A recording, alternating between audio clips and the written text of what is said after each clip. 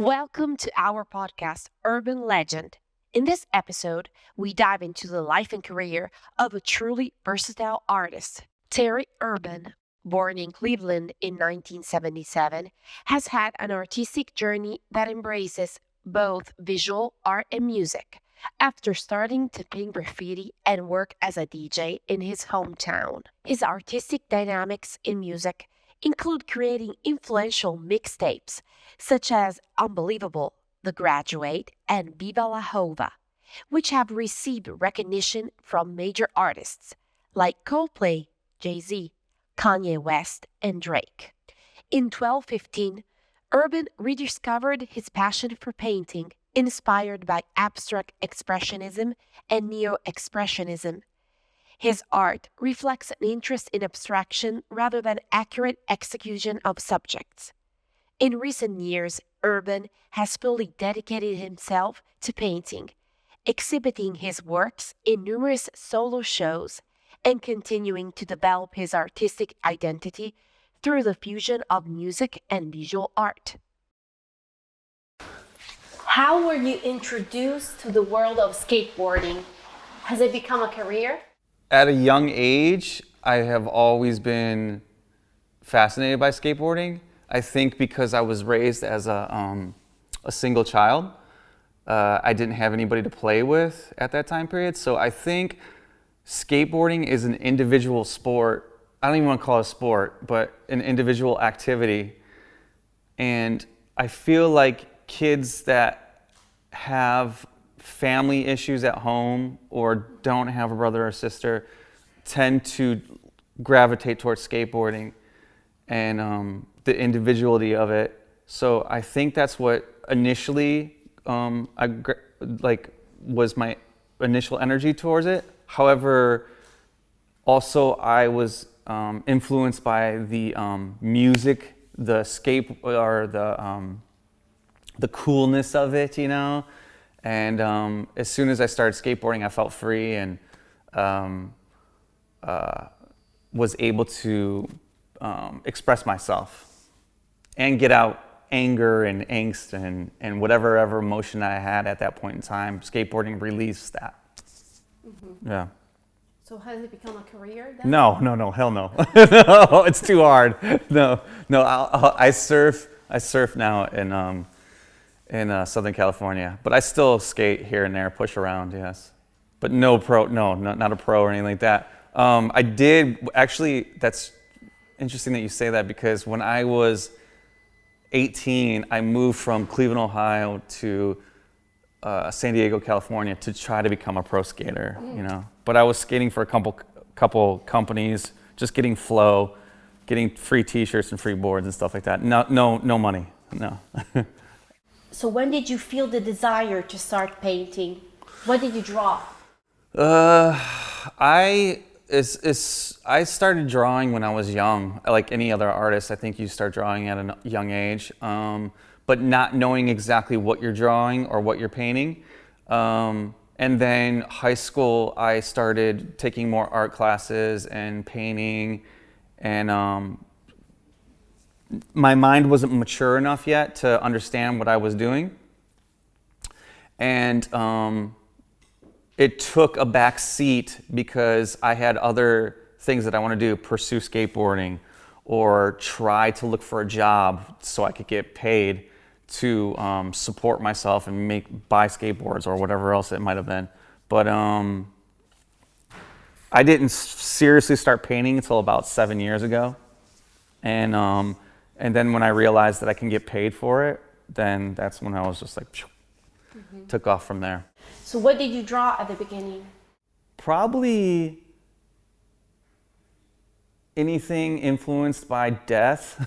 It's like skulls, lots of faces. I tend to gravitate more towards faces. I draw faces all the time. Even now to this day, when I'm sketching in my sketchbook, I always draw faces.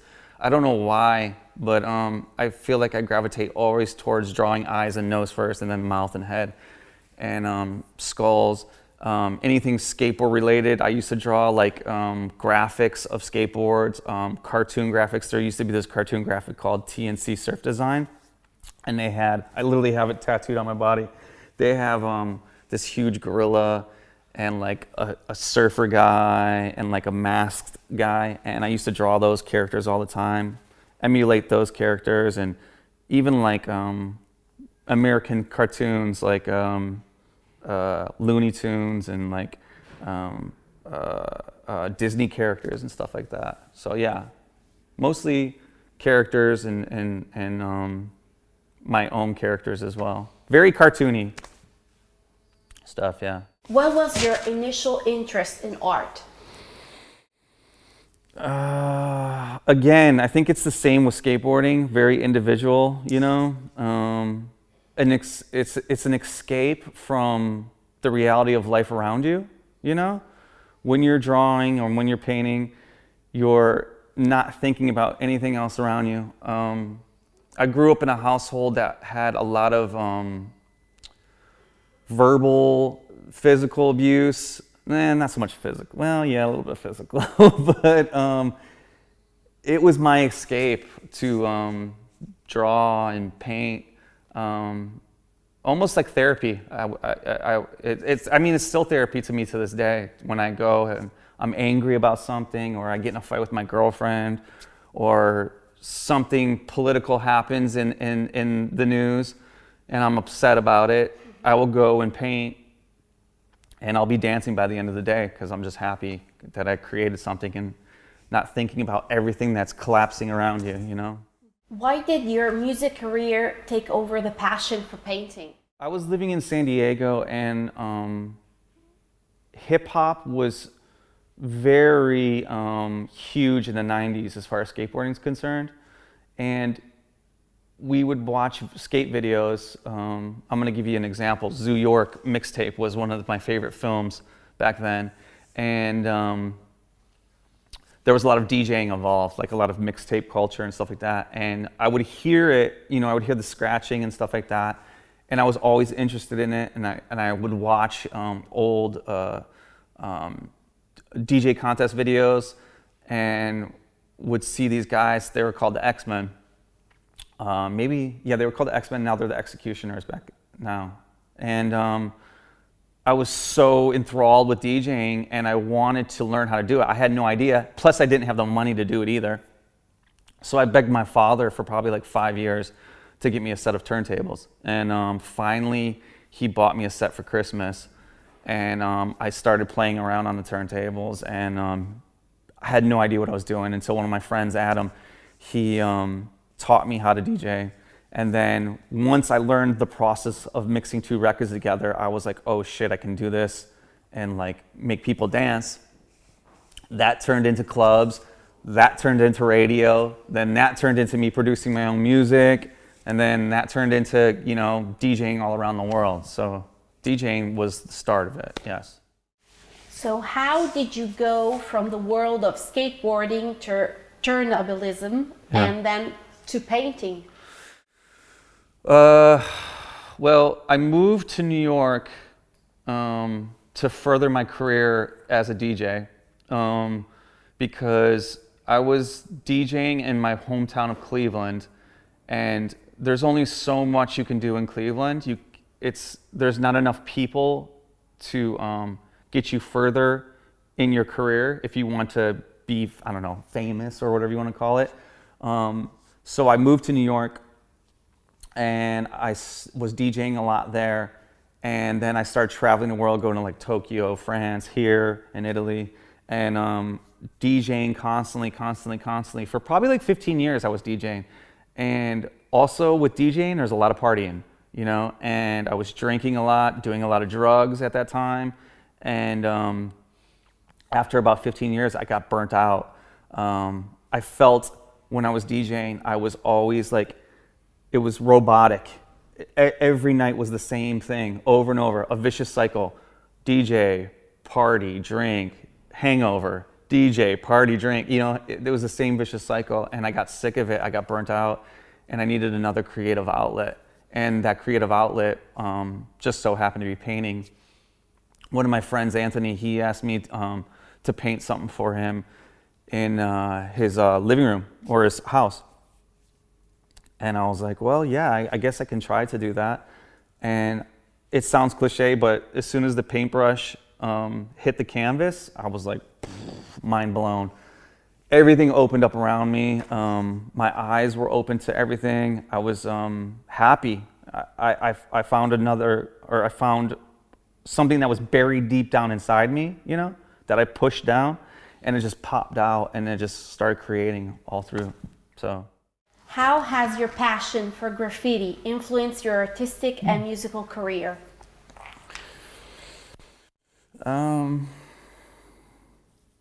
Graffiti was a chapter in my life where I was still trying to figure out what I'm doing with my life, because I was painting graffiti before I started DJing, or right when I was learning how to DJ. So graffiti was like a kind of like a I don't know what I'm doing yet.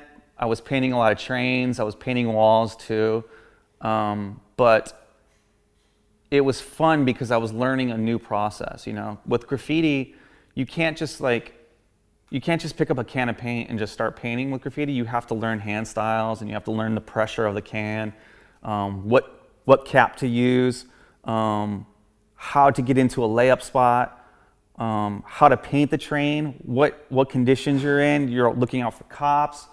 It was kind of like a thrill of getting up, you know, and it was something that I still look at till this day. I still tag on walls, and I still get up sometimes. But I think it translates to my paintings now because I'm super influenced by street art, and I'm super influenced by New York City and any kind of big city with that grittiness, that wall space of paint drips and paint splatter, and just city life. I'm heavily influenced by New York culture and New York 80s culture, like Basquiat and like the whole era of graffiti. So yeah, I mean, I think it still transfers to my artwork now. What were the remixes that were the most successful, and which artists did you collaborate with over the years? These questions are good. I think the biggest mixtape that I ever did, or album, or whatever, I want to say Viva La Hova was the biggest thing that I did. It was Jay-Z and Coldplay, and it was a mashup with my friend Mick. He was known as Mick Boogie at the time, but we did a collab mixtape.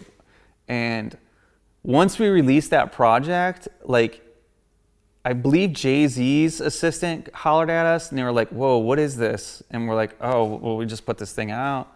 And they're like, can you send us a copy, because Jay wants to hear it. We're like, holy shit. And then the next day, MTV played it on TRL, and we were like, what? So I think that was the biggest thing that I've ever created with, and yeah, I think that, yeah, Viva La Hova was the biggest, yeah. I'm sorry, did I answer the whole question? What was the question again? Which artists did you collaborate with over the years? Oh, yeah.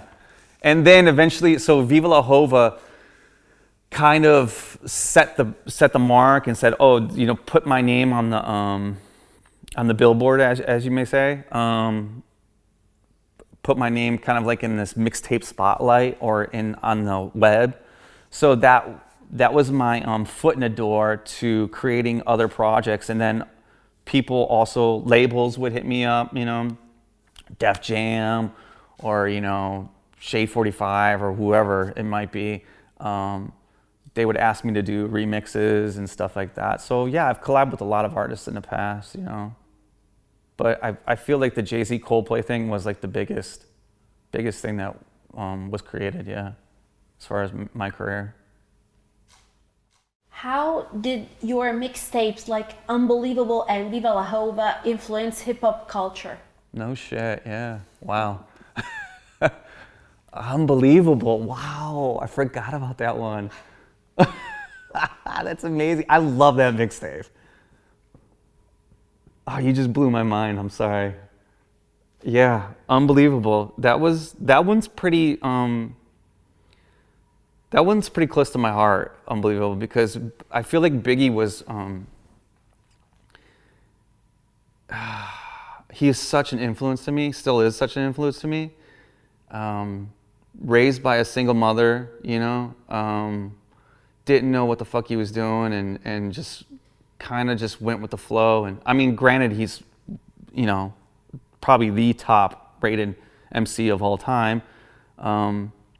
He has a very jazzy flow to him, so I dug that as well, almost like an avant-garde kind of flow to him. So I think I was influenced by that majorly. So anytime I would do remixes of Biggie or mashups with Biggie, it was always something that I, you know, loved and endeared. I mean, I've done so many remixes of Biggie, like not only Unbelievable, I did a couple different mixtapes with Biggie in them, and I mean, yeah, he's just an incredible man. But what was the question again? I'm sorry. How your mixtapes influence hip hop culture? Oh, how they I mean, as far as influence it, I mean, mashups back then were such a huge thing, you know? Mashups were huge. And we were trying different stuff, you know? I was trying to incorporate indie artists with hip hop artists. Like, for instance, like FKA Twigs or like Lana Del Rey or like Santi Gold, like people like that. I would try to mash that up with Biggie or Jay-Z or whatever. So I think a lot of people were stoked on that, to see like almost like a different aspect than normally just your radio commercial hip hop. So yeah, I think I brought in a little bit of coolness, I would say, to hip hop culture, hopefully. Which year did you decide to pursue your career as a DJ and move to New York City? I want to say it was right when Viva La Hova came out. So I want to say 2008, I think I moved to New York City, 2006 maybe. But I wanted to further my career as a DJ. So I moved to Brooklyn and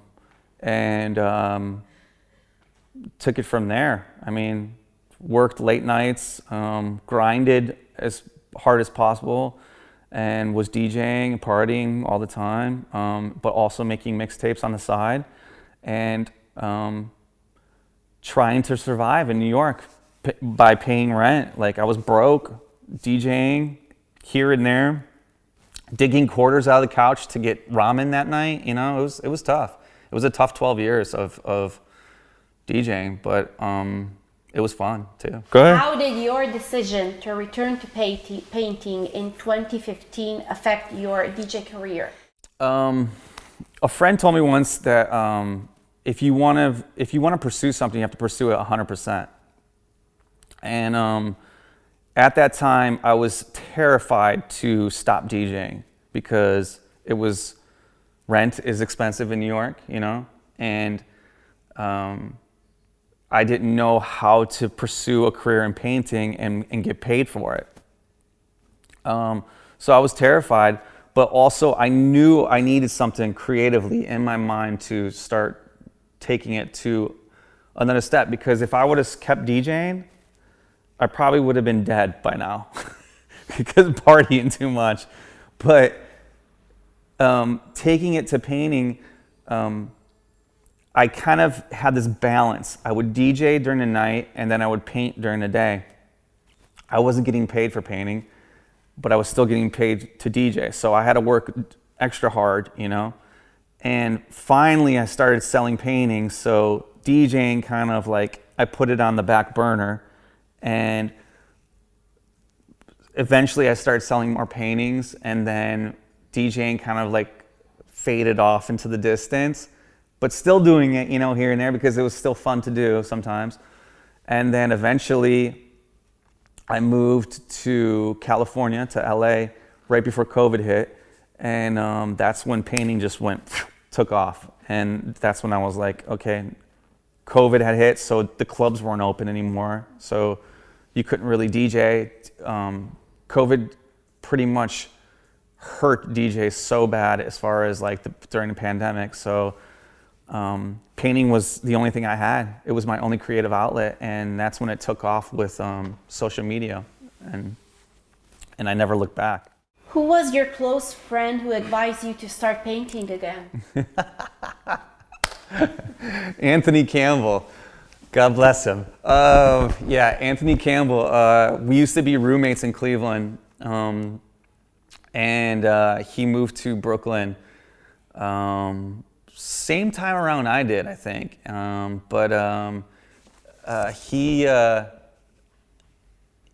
I think I started painting right before he asked me to paint him something, but I think it was the first time someone had like said, yeah, I want you to hang something in my house, which to me was the motivation to paint, you know, because I'm very hard on myself as an artist.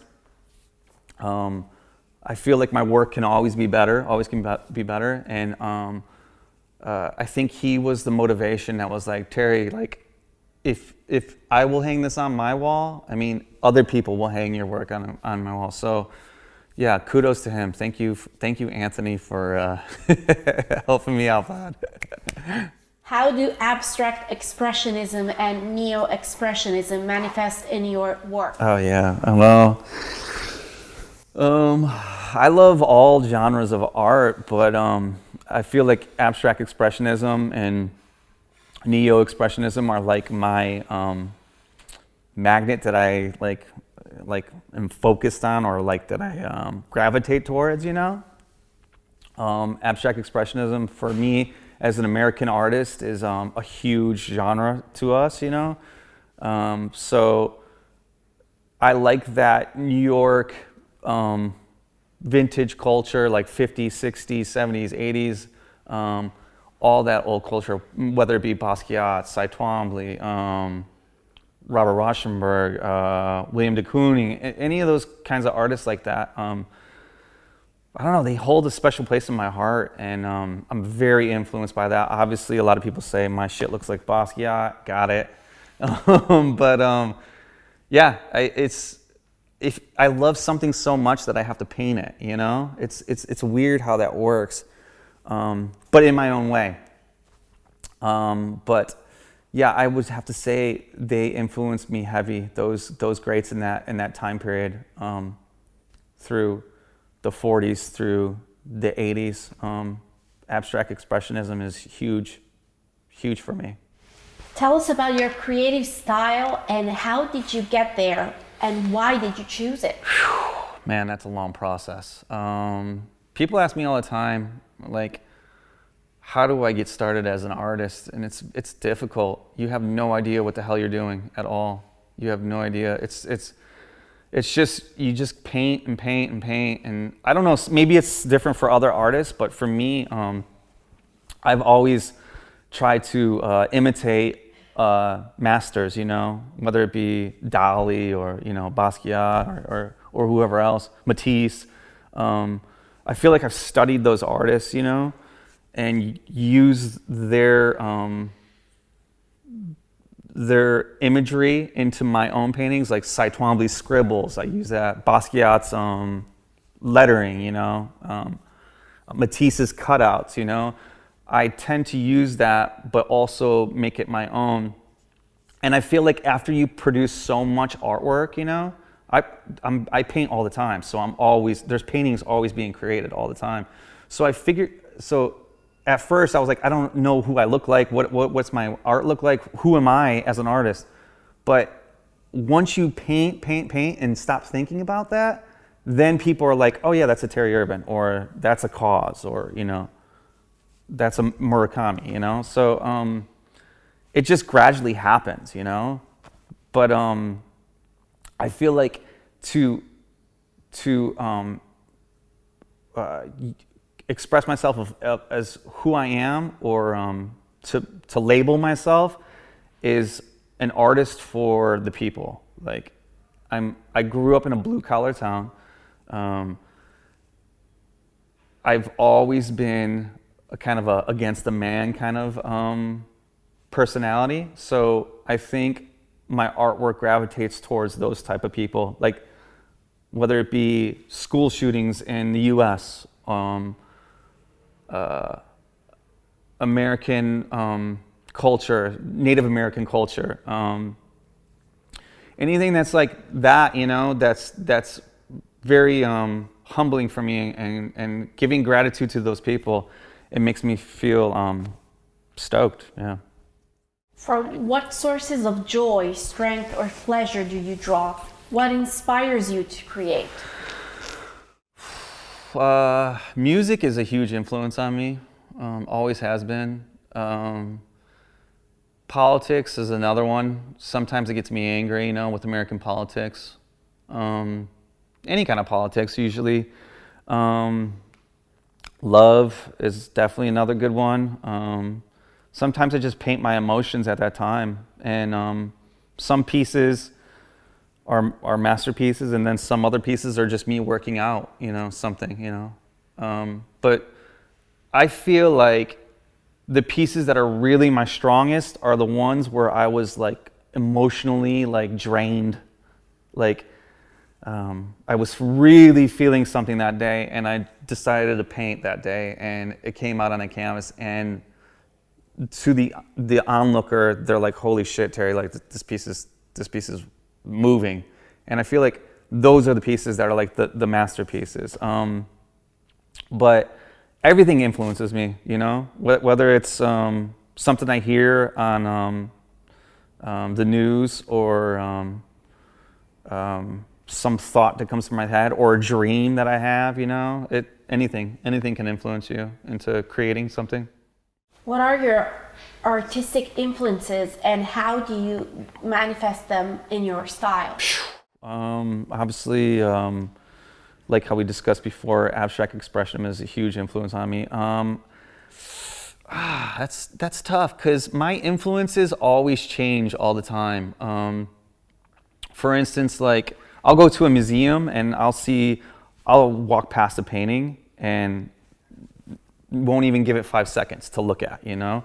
And then maybe a year down the road, I'll be interested in like shapes, like say for instance, like a John Miro or something like that. Like, I will look at that piece for like an hour, you know, just navigating through the artwork. And I didn't give it time a month ago or a year ago.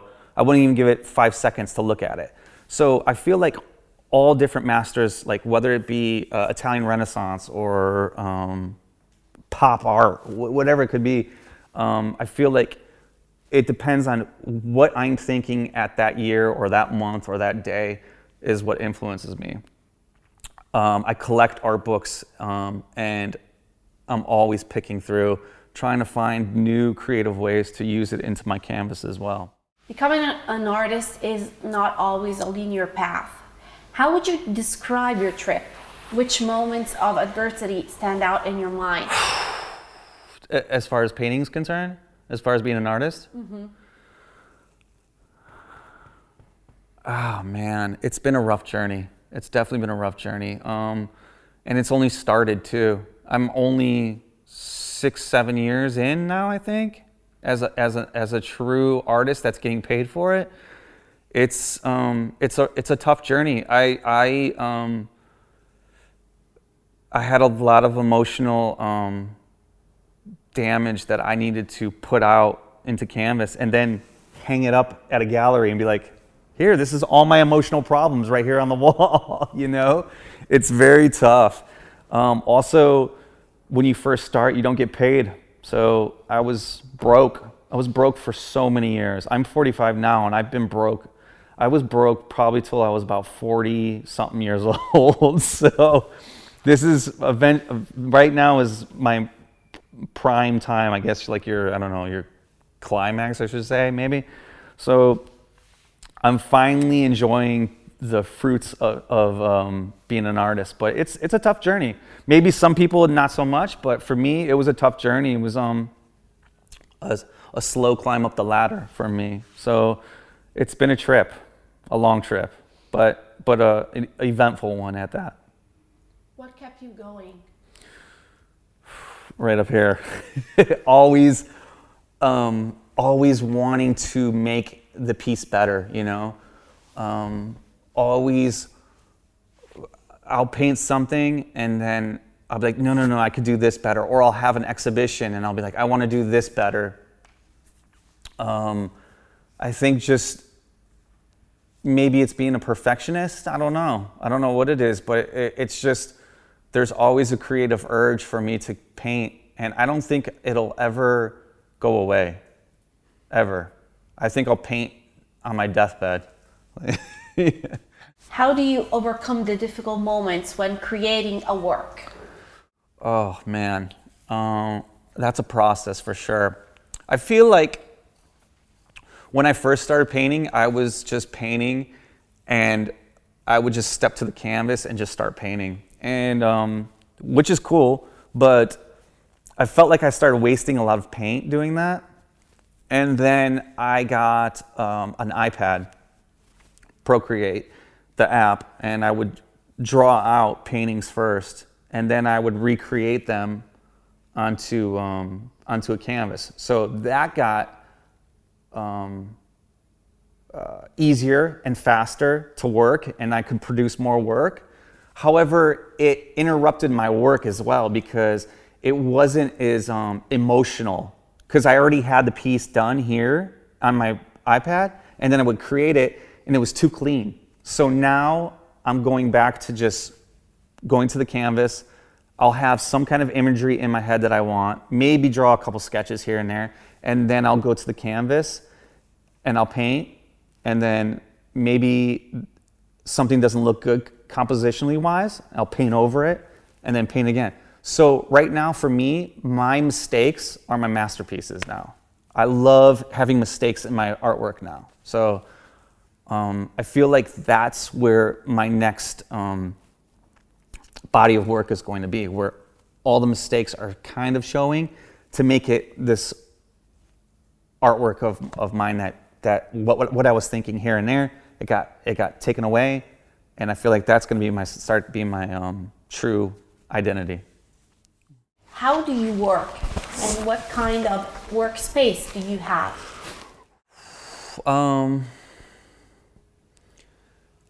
A typical day, let me start that over. A typical day for me would be surfing in the morning, and then I'll go to my studio, and then I will paint for most of the day, maybe answer some emails here and there, but usually a couple sketches, I'll have something in mind, and I'll hang the canvas on the wall and literally start painting it.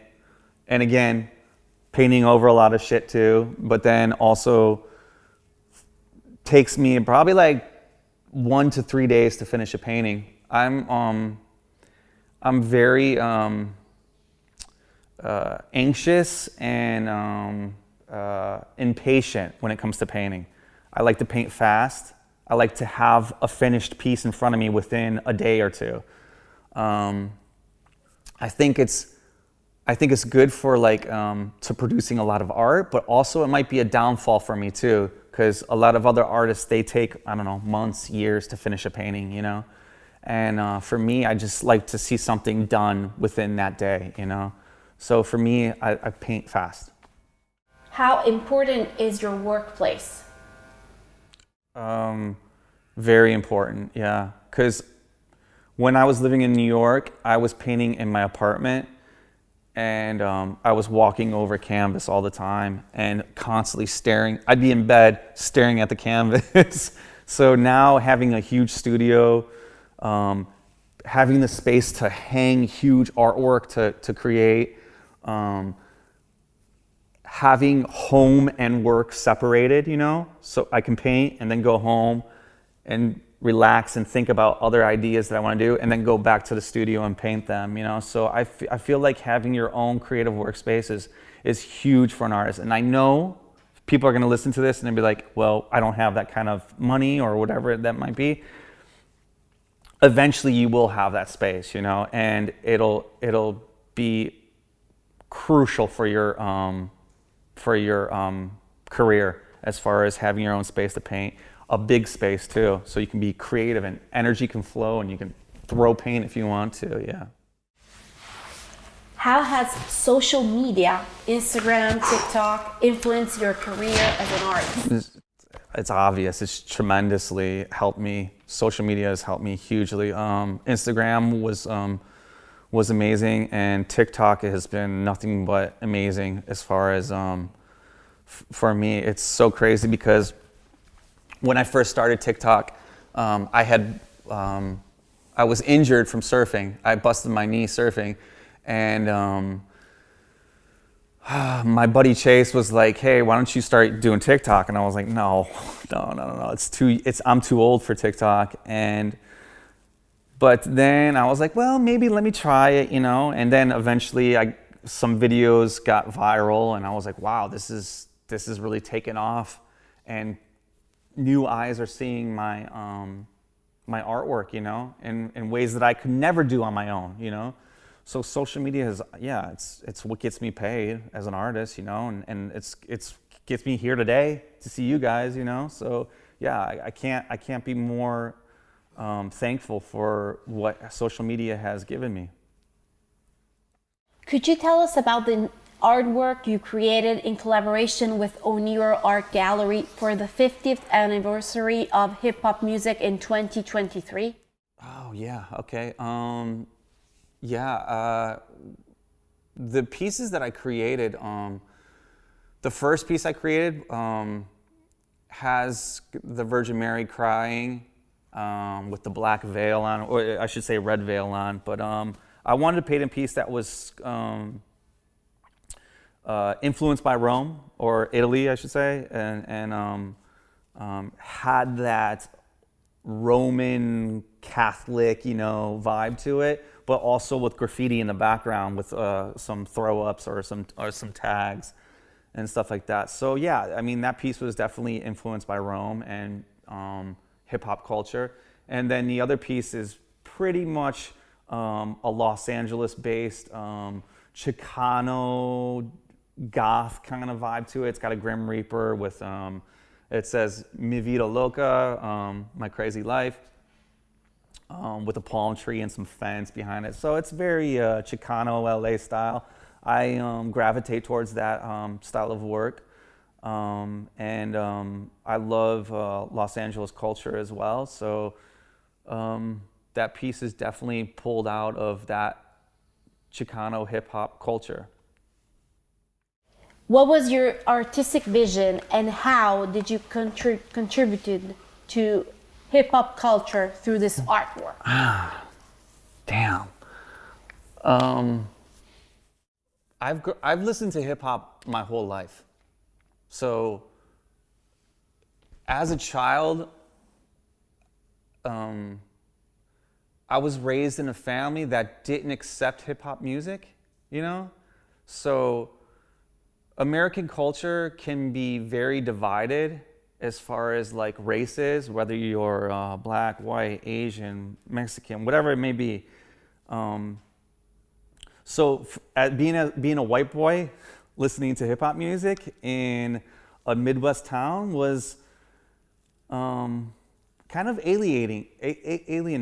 Yeah, it was difficult. So to me, hip hop has always been close to my heart, you know, and also punk music as well. But it has this kind of vibe of like against the man, you know, like hip hop culture in the 90s for sure. And I've always gravitated towards that. So that has always reached in my artwork. So for instance, those pieces that you see is like the Grim Reaper or the Virgin Mary crying with the graffiti background. I feel like, I mean, it's just what it is. It's just like, it's ingrained in my mind. Hip hop culture is ingrained in my mind. It's always been. And probably listening to hip hop when I was creating those pieces as well. So yeah, it's crazy. Can you explain the use of the color yellow? Good question. With colors, I tend to get obsessed with one color for months or weeks at a time, whether it be like sky blue. Blue is probably one of my favorite color, but sometimes I'll see like a yellow, for instance, the yellow that's in that piece is a yellow that I love so much. And I don't think I've ever painted a piece that was completely yellow background before. So I was painting another piece prior to this piece, and I was looking at a yellow, and I was like, maybe I should just paint the whole piece yellow. So I mean, it was just something that I thought of. It wasn't anything that was like crazy over the top, influenced by it. It was just I love the color. Because you witnessed the evolution of hip-hop culture, how do you think the growing importance of the painting business has influenced hip-hop culture and your art as an artist? Okay, all right. That's a good question. I feel like me visually as an artist, if I'm at a record store and there's a bunch of records on the wall, I'm looking at the one that has the best artwork and being like, wow, what is that album? I feel like art is the quintessential key to everything. to a t-shirt that you're wearing, a billboard, whatever it may be, that's what you're gravitating towards first, visually, you know? So it plays a huge influence on hip-hop culture, whether it be graffiti writing, you know, on subway trains or on mixtape covers, to some major label, you know, record release. It plays a huge artwork is huge for everything. For instance, let's say this: Kanye West, George Condo. Like when that album came out, and he used George Condo for the artwork, like incredible. Like artwork is everything for. I mean, obviously the music has to be good too, but I feel like artwork is everything. When I'm digging through records, when I was DJing and stuff like that, and I would, you know, dig through records, if the artwork was amazing, you buy that album and you listen to it and see what the hell's on it. Sometimes it's shit though, but most of the time it's good. How profitable can be working in the world of art today, and to which extent has it influenced by economic conversion? I feel like art now is way easier than it was growing up for me, in my opinion. When I first started drawing and my parents asked me, what do you want to do for a living? I'm like, I want to be an artist, you know? And they're like, you can't make money off that, you know? Every child, maybe even now, parents say that to children. I don't know. I mean, you'd have to ask them, but for me and the people that I knew, skateboarders or artists or whatever, our parents always told us, you can't make any money off that. There's no way. And we just chose to do it anyways because we love doing it. But I feel like it's easier now because of social media, and there's so much other stuff. Like technology has advanced it, you know, graphic design, you know. So I feel like it's a little bit easier now than it was back in the day. Do you think the economic impact will continue to influence the world of art in the future? Yeah, of course, yeah. Whether it be NFTs or just plain out hanging a canvas on the wall, it's always going to be art is going to be always the leader in emotions and the notebook of what went down in society at that era of, you know, the 2020s or, you know, the 2010s or the 2030s, you know. Art will always show that, you know. Film, music, art, you know, goes hand in hand. You said before that today is a little bit easier becoming an artist. Getting paid is easier as an artist now. I feel like it is because there's so many gigs now that you can do with graphic design and like technology as well, you know. As to where before it was a little bit more hands-on, you know, like as far as like being a Disney animator, you know, you would draw the cells, or like graphic design back then, you were drawing everything, you know? So I feel like it's a little bit faster now with technology, and I feel like there's more jobs now with that as well. So I feel like it's easier in that way, but it's still difficult, you know? You have to create your own, it takes time. Everything takes time, you know? You have to build a repertoire of who you are and get good. Like you could draw Mickey Mouse for the first time, and then 10 years down the road, you're drawing Mickey Mouse in all different expressions, you know? It takes time like anything else. And if you work 100% into that, you'll get better, you know? What is your opinion on artists who create their own structure, entourage, and team to expand their business in the world of hip-hop art and culture? What's my opinion on it? Yeah. I feel like anything that you love dearly and you are willing to go 100% and create and think of new ideas of doing it, I'm all for it. I think the world needs more artists. There's so many artists, but I think the world needs more.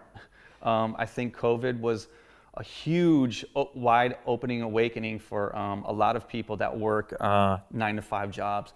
Typically in the States, and we work a lot of hours for big corporate companies, and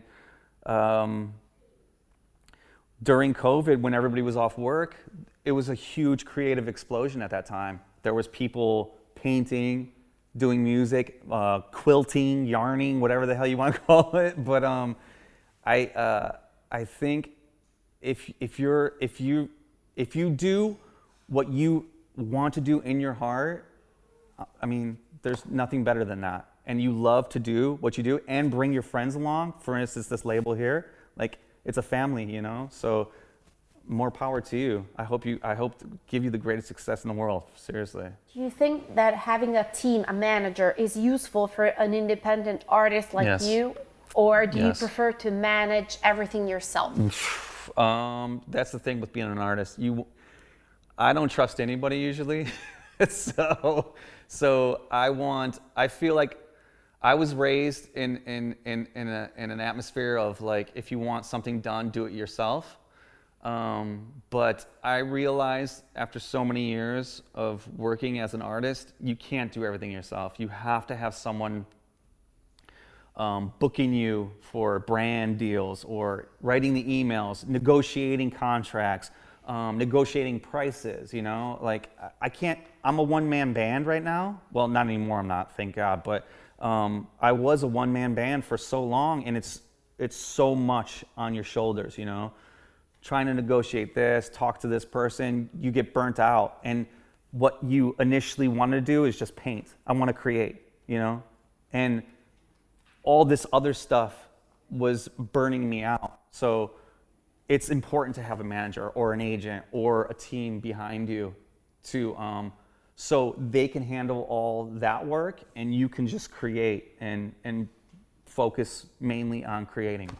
So yes, it's very important to have a manager or a team behind you. Do you think that writing can be integrated into the museum and exhibition world in the future? Ooh, that's a good question. That's a really good question. I think it's already in there a little bit. Cause is a huge, was a graffiti artist, you know? I think his work is definitely museum quality. I mean, he's definitely in museums, you know, Brooklyn Museum and whatever else. I feel like, yeah, I mean, also, if you think back in the 80s, like New York galleries and stuff like that, like Fab Five Freddy and people like that, they were bringing graffiti artwork and hanging it on walls in New York galleries. But eventually, yeah, it'll be in museums. That'll be crazy to see when it does. But yeah, I eventually think there'll be more of it. But again, I feel like artists transfer from being a graffiti artist to like a fine artist, if you want to call it that. And they take that street graffiti sense that they had and transfer it over to the fine art category, like a Shepard Fairey or a Cause. So yeah, I think there will be more. in blue chip galleries, yeah. Do you think this kind of art has a potential to be accepted as an art form in important contexts? No. I mean, because of its nature of tagging on walls and defacing public property or private property, I think it'll always have a bad name in that culture or in that sense. Because even art, like fine art, people critique it all the time. Like, my child could do that. Like a 3-year-old child. Like, for instance, if you go and look at a Cy Twombly and it's just scribbles, you know, just scribbles of like circles of chalk or whatever, paint, whatever it might be. A lot of people are going to be like, my child could do that. And your child can't do that shit. I'm going to tell you that right now. Your child can't do that. Can't create and recreate and paint over and paint again. That composition took a long time to create. And a lot of people don't understand that. And I feel like a lot of people don't understand graffiti and its culture and painting something in the open with cops around you, people around you, the thrill of getting up, you know. I feel like a lot of people don't understand that culture and wanting to put your mark on society. I feel like it's always going to have a bad name because it's defacing property or whatever. But hopefully that changes. I feel like European culture is a little bit different than American culture as far as graffiti is concerned. But as far as American culture is concerned, you know, we're still getting busted by the cops, still getting buffed out all the time, you know. It is what it is. What do you think about the isolated case of Banksy? As far as him being isolated? I mean, like being private? No, I mean, it's like his works are accepted. Oh, somehow. Yeah.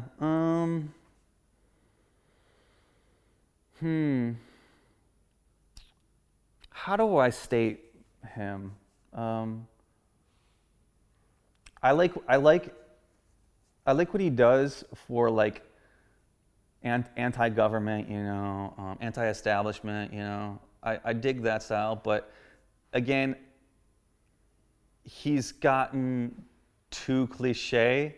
Not him, but the people that collect him, you know. It's gotten too cliche and like, but he's I don't know who he is, but he's talented artist. And I love his movement, but yeah, I guess you could call him like a museum quality now, right? Yeah, that's interesting. I never thought about it that way. But I do like the way he tricks collectors or people, you know, like for instance, the painting that was auctioned at Sotheby's or whatever it was, and it was in the frame, and then as soon as the sale ended, it went through the paper cutter or whatever, and it shredded the painting. Like, I love shit like that, like performance art. That's amazing. Like, kudos to him for that. It's incredible. But then there's the other side where it becomes like a Warhol, you know, like too oversaturated. Everybody's doing that, artists, you know, like wanting to recreate those stencils, the rats, or the throwing the Molotov cocktail, you know. It's like a McDonald's, you know. It gets too oversaturated, like a Warhol gets too oversaturated, or like even like a Keith Haring gets oversaturated. It's tough. It's a part of being popular, you know. People want to gravitate towards it and they want to recreate that, and it happens. But I love his movement, though. It's hilarious. It's amazing. Your works incorporate multiple layers and different steps. Can you walk us through your creative process from inventing ideas and themes to transforming them into physical piece? Yeah. Sometimes I'll get an idea in my head, and it's very difficult to create it because you don't know how to take it to from your mind to the drawing board, you know. But you try your hardest to recreate it, what you have in your head, and sometimes it doesn't come out that way. And usually I draw a sketch first with composition behind it. And then I'll go to the studio and I'll lay down some paint. I work mostly with acrylics. So base coats go on first, and then the main focus piece will be, like, for instance, like a skeleton. A skeleton will go in the center, and then I'll be working around it. Some stuff might not work, and I'll paint over it, which creates more imagery to the painting, more layers to the painting. And eventually, after a day or 2 or 3 days or a week, I will be finished with the painting. And from there, it usually goes up onto social media, and then from there, it usually gets sold, or it goes to prints, and the prints get sold, you know. And from there, I ship it out, and it hangs on someone's wall. As easy as that. How do you deal with verbal conflicts, considering you claim to be terrible at them? Yeah, that's a tough one. When I first started painting, I remember, I don't even want to talk about that. Social media has a lot of comments on there. Most of them are good, though. Most of them are good, but there's some that can hurt you, that hurt your feelings, for sure. I don't know why people tend to use hate instead of, like, love. But at first I got butthurt, but now I kind of just laugh the comments off. But sometimes they stick you in the heart a little bit, and it hurts. It hurts. And sometimes it gives you motivation to create something, you know, bigger and better, you know? So, yeah, haters can be pretty hurtful, but also can be also motivating as well. How did the painting become therapeutic for you, and how does it reflect your feelings? I don't know how it works, but it works. I could be having a terrible day, and then I'll start painting, and it's almost like meditation, you know? Like, you're in a zone, you're painting, you're not thinking about anything else except this painting on the wall. And you forget about everything around you. So I feel like it's like a Zen meditation, like a zone that you're in, and you're creating something. And then finally, after it's done, you get to witness what you've created. And it can be emotional at times. I'll say it, I've cried for sure looking at some of my pieces. Like, back in the day when I had a lot of trouble with drugs and shit like that, I was bawling sometimes after creating a piece. But it's very therapeutic. I'll be angry, and then I'll paint, and then I'll be dancing around happy. I don't know what it is. It's just, you know, it's a form of meditation, I guess. What is the next creative project you're focusing on? Well, obviously the prints with Honiro. I'm working on some bigger pieces now. Like I discussed before, I want to make my mistakes known on my canvas. I feel like I'm trying to find a new level into my artwork, because I paint so much, and I've been focused on just getting the stuff done and getting it out to the commission or the collector or the brand, you know. It's become a job at some point sometimes.